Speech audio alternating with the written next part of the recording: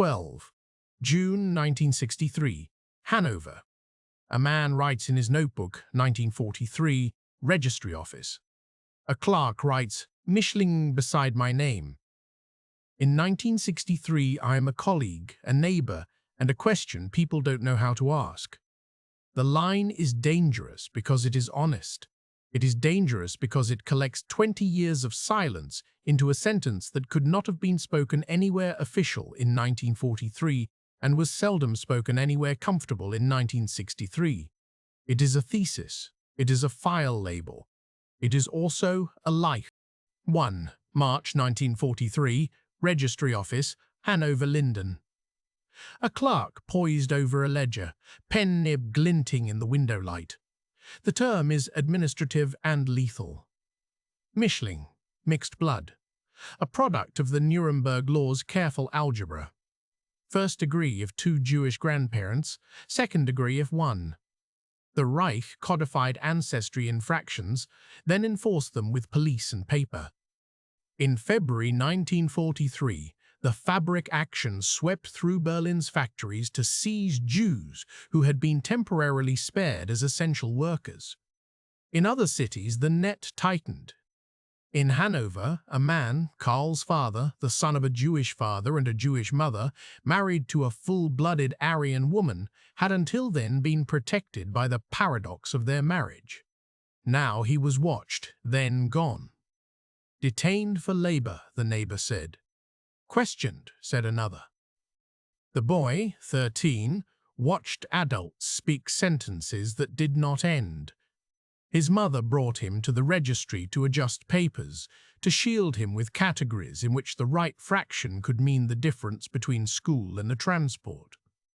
This is the mathematics of blood as it was taught then, not biology or lineage, but the arithmetic of danger.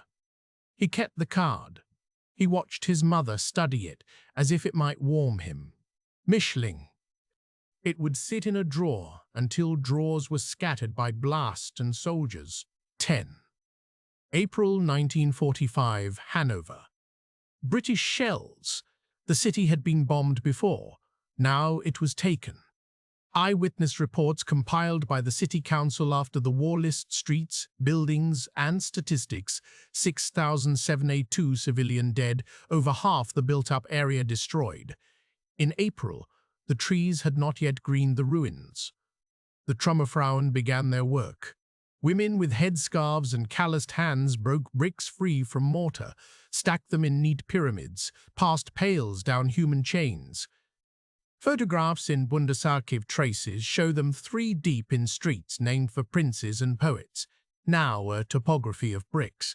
Boys too young to enlist, girls too young to smoke, old men with leaning frames, all of them in photographs that smell of dust. The war was not over in their hands. British occupation forces entered cautiously. Curfews were posted. Posters with commands in stern type were pasted to walls. It is forbidden to leave your residence between 2000 road and 0600 hours, an order read, bilingual. When the doors knocked at night, it was as often for searches as for kindness. The fear of retribution was ambient. Rumors moved faster than trucks. They will turn us out, said one woman in an oral history recorded in 1950. They will take the men, said another. In some towns, they did. Allied occupation reports collected numbers the way armies collect hills. How many officials have been removed? How many former party functionaries registered? How many cases opened against police and teachers? An Allied intelligence summary from June 1945 marvels at the Germans' capacity to form lines for everything, to produce papers for anything. The old state had used forms as a technology of oppression. The new occupation would use forms as a technology of reconstruction. In both systems, paper pushed bodies. The hunger began immediately and then got worse. Rations were calculated like a brutal budget. The arithmetic of bread is simple until it is not. In Hanover's Municipal Ration Office files 1945 to 1946, There are tables: Category 1 manual workers, Category 2 clerks, Category 3 children. Calories assigned like discipline. In winter, the math tightened. The hunger winter of 1946 to 1945 was the worst. Wagons with coal did not come. Potatoes froze in cellars. People walked to farms and returned with shoulders aching from sacks that would last a week.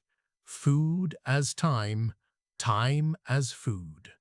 Mid-1946, a British political officer visited the former concentration camp at Bergen-Belsen, now a displaced persons camp. His report notes, "The camp is full of faces that are not German but live within the German map.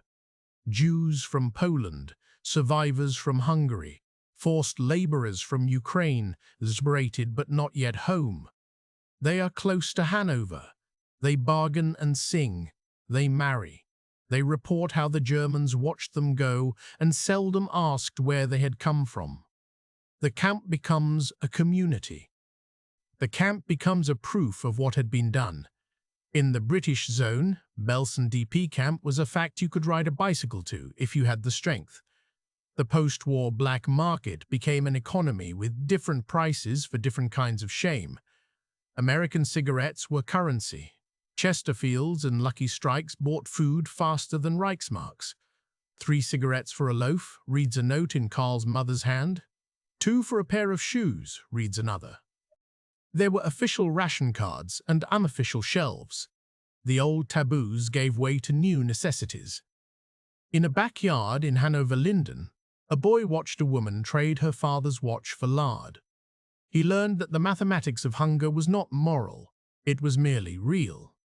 The denazification began before it was possible and ended before it was complete. Questionnaires, thick as Bibles, 31 questions in some variants, 33 in others, asked, "Were you a member of the NSDAP? SA? SS? NS Frauenschaft? Did you attend party rallies? Did you give to party funds? Did you make denunciations? Did you profit?" The forms were called Fragebogen. They were crushed into brief narratives. Germans wrote their own biographies within lines. The system had categories for the stories: Hauptschuldig, major offenders, belastete offenders, Minderbelastet, ETE, ETTE, lesser offenders, Mitläufer followers, Entlastete exonerated. The Spruchkammern, tribunals staffed by Germans under Allied oversight, judged. The Bundesarchiv keeps many of the files. They are thick with letters pleading for gentleness and affidavits that the accused had always been decent. Affidavits became a new currency. They were called Persilschein after a detergent. They whitened you. In one Hanover file, a school principal writes of a teacher. He was a loyal party member, but he nonetheless showed kindness to all children and never refused a hungry pupil a bowl of soup.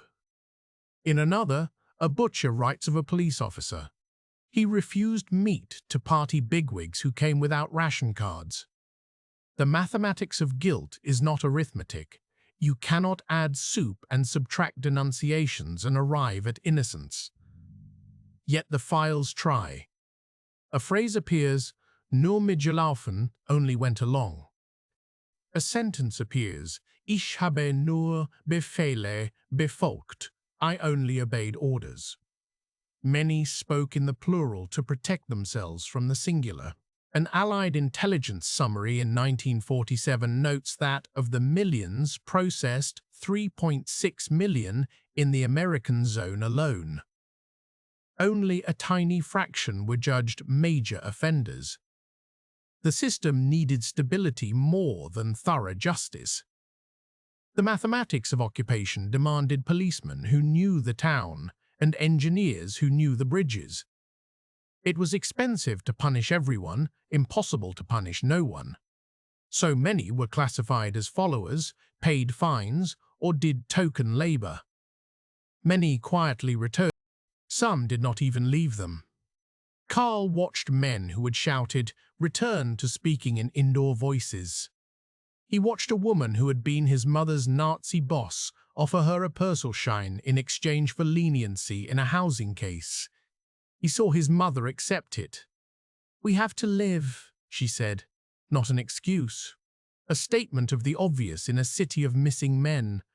When the missing did return, it was often unexpected and never simple. In 1946, a column of men in thin uniforms was unloaded at Hanover Station, released from Soviet captivity. In 1955, larger waves came after Adenauer traveled to Moscow to negotiate the repatriation of the last prisoners. The homecoming was a ritual and an epidemic. The men returned with eyes that sometimes looked past you. They bent over carpentry without pause, like soldiers at their last job, because honest work gave them a geometry in which ends and means lived in the same room. Expellees arrived before, during, and after. They were Germans from Breslau, Königsberg, Danzig, villages that would no longer have German names. They came with nothing except what they had sewn into coats or carried in prams. In Lower Saxony, in the British zone, they were allotted to towns like ration cards. Town files record the allocation of families to rooms. The arithmetic of rooms is blunt. Each room can hold 2 or 3. Each apartment can be divided with curtains. A family of 5 sleeps in a former dining room. Brothers share a mattress. In a city already in ruins, where do you put the newcomers? "Anywhere you can," said the officials. "Everywhere," said the cells in the spreadsheets. Locals resented. Expellees resented differently. "They think we are thieves," writes a woman from East Prussia in a letter to a cousin in 1946, preserved in the Lower Saxony State Archive. "They forget our houses burned too." A Hanover resident writes in an anonymous complaint that the expellees are too demanding, that they speak too much, and that they speak too much, and that they are ungrateful. Both were true in the way starving people and dispossessed people fight for the same stale role. It is not a question of morality but arithmetic, finite food, finite rooms, infinite grief. Displaced persons lived in camps near towns. Jews in the Belsen camp published their own newspapers. They held youth dances. They taught Hebrew. They argued whether to go to Palestine, America, or back to nothing in Poland. Karl bicycled north one summer of 1946 to a village near the camp. He heard music in Yiddish. He stood by the gate and watched a wedding procession with handkerchiefs stretched over heads. He did not go in. He did not say to any person there, "My father was Jewish." He was a Mischling in the registry. He had learned early that the safest place to put a half-truth is between your tongue and your teeth. Some Germans did see. A British newsreel in April 1945 made townspeople from nearby communities walk through the Bergen-Belsen camp to see the dead. They walked past the piles. They did not cover their faces, not all of them. Some looked. Sentences like, "We did not know," were true for some people and false for others, and a strategy for many. The concept of "in our name" was born slowly. The Protestants' Stuttgart Declaration of Guilt in October 1945 said, "We accuse ourselves that we have not witnessed more courageously, that we have not prayed more faithfully, not believed more joyfully, not loved more ardently." It did not enumerate rail lines. It did not name Mischling. It named failure in verbs rather than objects. It was something. It was not enough. The Allied currency reforms in June 1948 changed the math. The Reichsmark, bloated, collapsed into new Deutsche Marks with crisp lines and different faces. On 20th June, at points across the Western zones, citizens received 40 DM as an initial sum. The black market withered in a weekend. Prices found meaning. In Bremen, Marshall Plan shipments unloaded crates with the letters ERP stenciled in black. The Economic Cooperation Administration wrote reports glowingly about factory restarts and war debris recycled into peacetime machines. The British officer Major Ivan Hurst shepherded the revival of a small car factory at Wolfsburg, Volkswagen. Hanover men took the train east to work on an assembly line that connected Europe's past to its future with bolts and grease. 1950, Wolfsburg Personnel Office. Karl, now 20, got a job counting hours. He was good with numbers and paper. He did not talk about his father. He filed names, he calculated bonuses and the wages. He learned the new arithmetic of merit. He watched the old party men, now grey-haired in suits instead of brown, move through offices with a new language but familiar posture. They were not all villains, many were efficient. Some had spent a year or two suspended, then returned. Amnesty laws in 1949 and 1954 softened sentences further. A justice system that had attempted to define degrees of guilt now erased them as part of a bargain. The Federal Republic needed managers and engineers. It needed voters who would not feel permanently indicted. The mathematics of stability again. The Cold War codified this arithmetic. In 1949, 2 German states were declared. The Federal Republic in the West, with Bonn as its provisional capital, Adenauer, a Catholic from the Rhineland, as Chancellor. The German Democratic Republic in the East, with Berlin's Soviet sector as its core, a different flag, a different anthem, the same language and other rules. In the West, the Americans and British, with their own pasts and their own compromises, embraced the Wirtschaftswunder as a moral argument, prosperity as absolution. On the posters, smiling families buy refrigerators. In the statistics, steel output quadruples. In the archives, memos from the Ministry of Economic Affairs track growth curves like doctors following a patient's fever break. Karl watched the new factories rise near Hanover. Hanomag built machines again. The city's centre gained a shopping arcade where a crater had been. In 1951, he rented a room not because he was an expellee, but because everyone was. He took a photograph in front of a VW Beetle that belonged to a friend. His mother began to buy butter with money instead of cigarettes. She did not speak about her husband's arrest in 1943. When she did, she said he was taken for labor. Karl did not say, the line in a ledger labeled me. He did not whisper Mischling in rooms where the word might be heard as an insult or as a confession. He was a colleague, he was a neighbor, he was a set of papers in a new drawer. 1952. Luxembourg.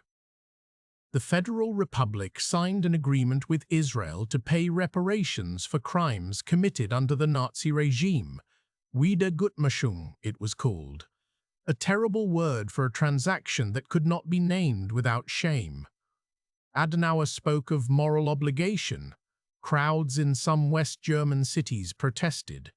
In Frankfurt, a demonstration shouted, "No new victims." In that shouting, you can hear the mathematics of guilt as it had settled into the national ledger. We have suffered too. The bombings, the expulsion, the rapes, the men in camps, the dead on the Eastern Front. A balanced book as comfort rather than truth. In schools, textbooks presented the past the way the city presented its dead, a number and a gesture. The denazification of the curriculum was real but partial. Children learned about Hitler in a chapter with grey photographs and small fonts. They learned about the Führerprinzip as a concept, not as daily practice. They learned about the bombing of Dresden, the hunger winters, the heroism of Trümmerfrauen. They did not learn the names of local men who had served as block wardens or the exact timetable to the freight platform on their street. A stripped-down narrative is easier to test. It is also easier to live with in small apartments. Contact with victims happened in other ways. In Hanover, a Jewish survivor returned in 1950 to a flat that had been confiscated in 1939. She knocked on the door. The woman inside shut the blinds. The case turned to paper. The housing office wrote memoranda. Courts decided compensation. It was not reparation in the moral sense, but restitution in the property sense. The archive holds this too.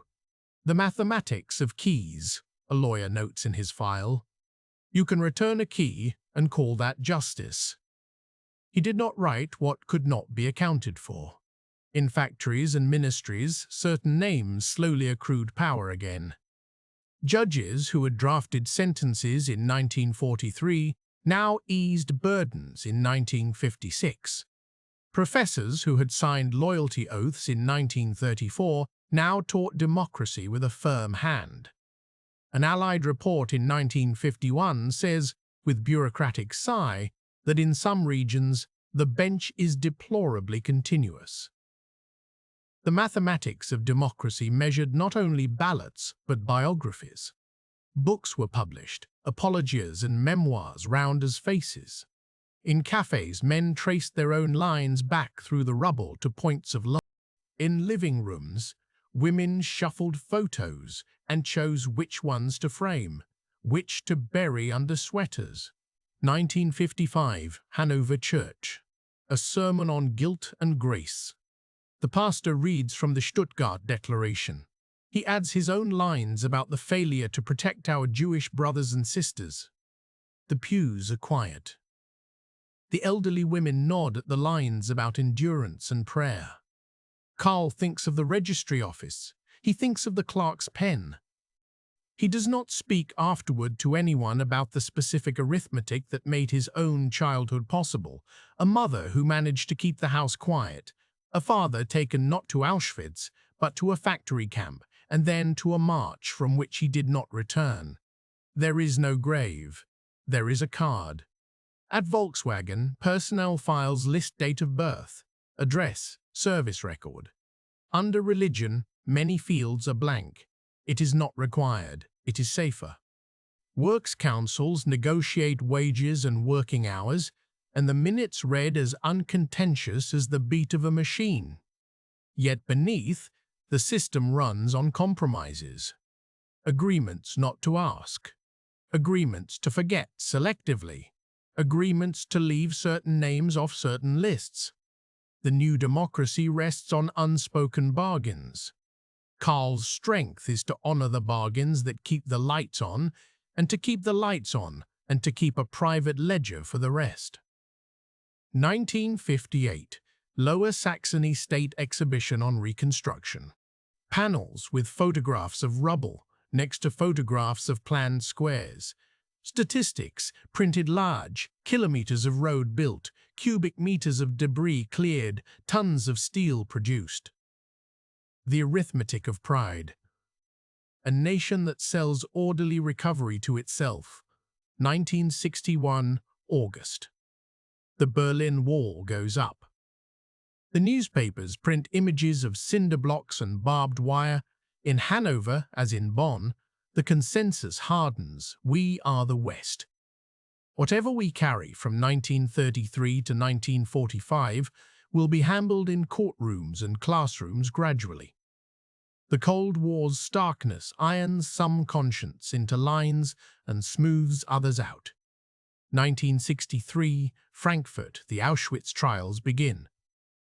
Journalists file numbers of defendants and counts of counts. The Federal Republic prosecutes Germans in German courts for killing Germans and others, not because the Allies demand it, but because enough Germans demand it. The prosecution introduces photographs. Witnesses with tattooed numbers on their arms describe ramps and selections.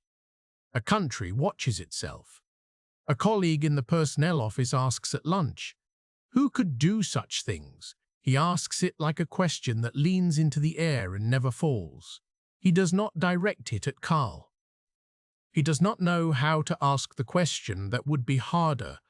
Who among us did what, and what did we think that was? A neighbor says in the staircase, "We were all hungry then." She's not wrong, she's not right enough.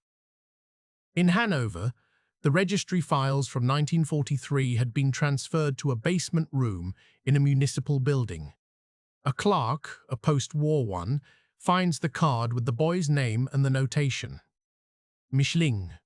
She does not write anything on it. It is not needed anymore. The Federal Republic's basic law rejects racial categories. The file sits. The building has stable heating now. The paper does not crumble. It exists as a fact heavier than its mass. Those years had other arithmetics. The mathematics of charity packages, CA parcels arriving with chocolate, coffee, and tinned meat, their letters reading from the people of America. The arithmetic of rearmament, the Bundeswehr, formed in 1955 with a new oath to a constitutional order, not to a Führer, and the same old words for orders. The arithmetic of amnesty, the 1954 law extending leniency to many convicted in denazification proceedings. The arithmetic of grief, graves visited on Sundays with chrysanthemums, some for sons who died in uniform, some for fathers whose official date of death was assigned by a legal presumption after 7 years missing. The arithmetic of rooms continued as long as the expellees did. Families from Silesia became Hanover families. They opened butcher shops and shoe repair stalls. A man from Königsberg taught math in the school that had survived the bombings and now offered lessons in a new set of axioms. We do not shout. We do not ask certain questions. We build. The arithmetic of silence is generational. Parents do not tell. Children do not ask. A grandchild opens a drawer in 1997 and asks too many. The Allied occupation reports grew thinner by 1949. By 1955, they were summaries, then shelves. The Bundesarchiv files grew thicker. Oral histories were collected in the 1980s, but some were recorded earlier, on paper and in the fading reels of magnetic tape that now sound like a train. I remember the sound of the factory siren in 1943. One interviewee says in a 1949 radio program that survives in the broadcasting archive. And the silence after, when there was no bread at the bakehouse. And then the shouting. And then no shouting at all. These are the acoustics of a city retuning itself. Karl had his own soundscape. The thump of time cards in the slot, the clap of hands at a works council agreement, the clipped phrases of British advisers in the early years, carry on, the whisper of his mother at night in the first years when fear had not yet hardened into worry. Go to school, be ordinary, do not be noticed. He managed it. He became less visible and more necessary. The contact with the victims did not end with camp gates closing and DP camps emptying. It took the form of letters from Israel in 1958 asking for documentation for reparations claims. A cousin, the son of his father's brother, had survived and requested confirmation of family connections. The letter was addressed to Karl's mother. "We need the birth certificate," it said. She found the registry copy with the label she had not said aloud in years. She sent a notarized photocopy. She did not tell Karl she had sent it until years later. The bureaucracy of compassion needed many forms. There were other math problems. The arithmetic of work. Hours paid as apprenticeship ended. The statistical curve of wages rising as productivity rose. The economics textbooks the younger men read in evening classes to become foremen and office managers. The graphs of GDP that the magazines printed to demonstrate the miracle of a nation that had burned itself and was now steel again. There were formulas of talk. We didn't know. Everyone suffered. What could we have done? We did what we could. We owe the Americans. We owe our women. We owe God. These are axioms in living rooms. They become proof lines that run through marriages and Sunday visits. Sometimes the equations break down. A widow hears a song on the radio and thinks of a uniform. A man who had been a party member in 1938 cries when he sees a film about a trial in 1963. The system is not linear. It is human, and therefore inconsistent and iterable. Occupation reports talk of fraternization. Initially forbidden, then allowed with controls. Relationships formed. Children born called Besatzungskinder in buckram files. Some fathers acknowledged, many did not. Names recorded, names missing, papers generated, lives carried forward. Another arithmetic, the mathematics of names. The ledger records the father blank, the mother present, the child classified. Sometimes, the child does not learn the father's name until he is 60, and a priest opens a parish book. In this, Germany after 1945 resembles every place after war. The files that hold this are in basements and attics, municipal archives, church archives, court archives. They were written with fountain pens and typed with loud machines. They describe the macro. They rely upon the micro. In one, a letter from a British colonel praising a German engineer for saving a bridge with quick thinking. In another, a report from an American officer complaining that denazification is counterproductive when applied to an entire ministry. In another, a report from a German mayor that a statue of a Kaiser can be salvaged for scrap metal. These are the mineral lineaments of the post-war landscape. The DP camps also have their own archives. The Belsen Chronicle lists births, deaths, marriages. It lists classes taught. It describes the formation of soccer teams. It records a debate about what life can look like when the vocabulary of murder is always nearby. The German towns near these camps learned how to accommodate the extraordinary within their ordinary. They delivered milk to the camp gate. They watched a funeral procession of men who had survived the absolute worst and died of typhus anyway. In one account, a farmer near Bergen-Belsen left eggs by the fence every Sunday. He did not speak with anyone. His eggs are mentioned as grace in a language that otherwise has no room for him. This is not exoneration. This is complexity. The systems generated the results. The systems were people. The war after the war was how to build systems you could live with when you knew what systems could do. 1960, an internal memo at Volkswagen's personnel department considers whether to hire a man who had been a mid-level party officer and a foreman in an armaments factory. The memo notes good technical qualifications, no explicit involvement in crimes, paused during denazification, recommended by colleagues. The Works Council agrees. He is hired. He is invited to the Christmas party. He tells a story about a shipment delayed in 1944, and everyone laughs. He does not tell other stories. He visits a daughter's grave. He sleeps badly. Adenauer's government consolidates. Former Nazis in ministries are balanced by younger men who had been too young for war. Women still sit in offices, older than the men they type for, their hands steady, their hair pinned. They do not bring politics to their work.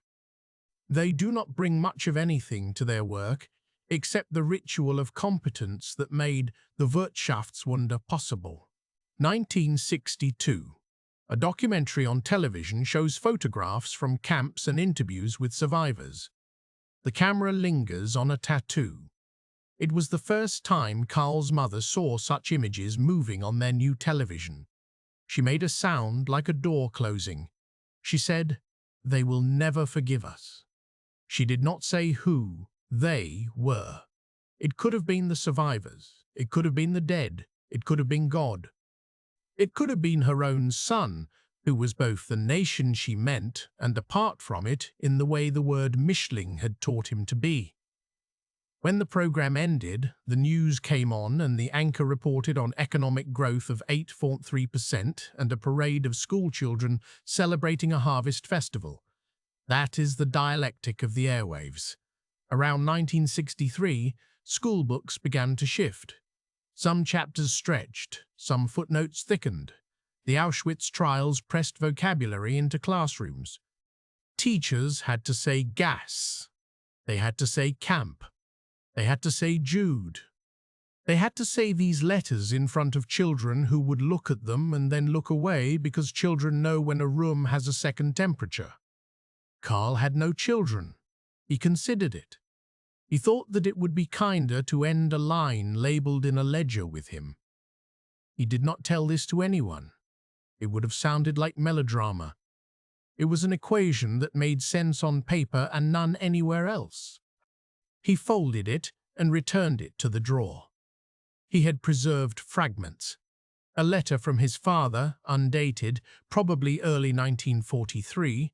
I am healthy. Work is hard. Be obedient to your mother. Keep your eyes on your books. Papers of employment from a firm where his father had been before 1933. Smooth signatures and crisp strikes. A photo of his parents at an excursion near the Deester Hills. Young, his mother wearing a hat with a feather, and his father smiling the way men in love smile when they are proud of being exactly where they are. He looked at these when the world offered either too much or too little. There were colleagues who would have listened. There were neighbours who would have told him not to be so sensitive. There were men in pubs who would have turned his one sentence into their own speeches. He chose to write instead. Private notebooks. Public files. The fact of his identity was a minor administrative detail in 1963 and a major moral one in his own head. That is what labels do. They stick longer than the glue is designed to last. The other arithmetic was of streets.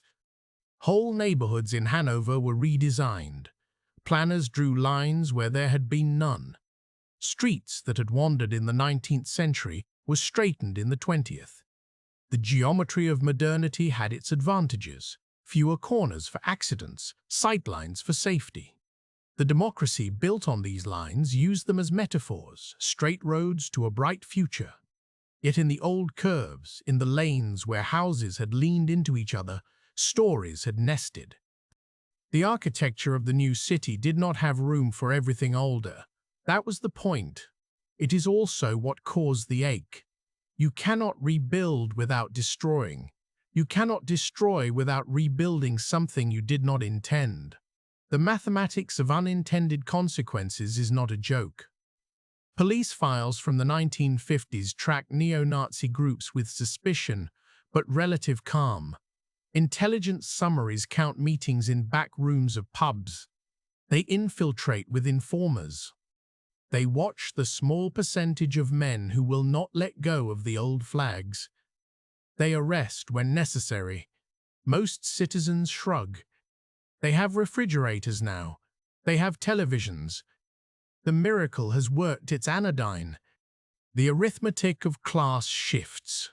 Workers buy cars. Clerks send sons to gymnasium. Women keep working because they cannot afford not to. Old elites reconstitute themselves in new forms. The barons of steel become chairmen of boards. They attend concerts in the rebuilt opera house. They donate to charities for refugees. They avoid certain topics as a matter of etiquette. The old etiquette of ideologies has been replaced by the new etiquette of growth. Allied archives in London and Washington close some files and open others. Scholars begin to request access. They publish in journals. They argue in footnotes about how much Germans knew and when. They trace the flows of Marshall Plan funds with charts. They analyze the question of Mittelalter with case studies. They write about Mischling and the ways in which the categories of the Nuremberg Laws were both precise and idiotic. In Berlin, a historian begins a project to record the lives of children of mixed marriages, to collect the subtle damage that does not show up in ledger lines. His first letter requesting an interview with Karl will come in 1972. He will hesitate, then say yes. He will find he can speak into a tape recorder what he cannot into a colleague's question. The mathematics of formulation had become a way to understand what words alone could not.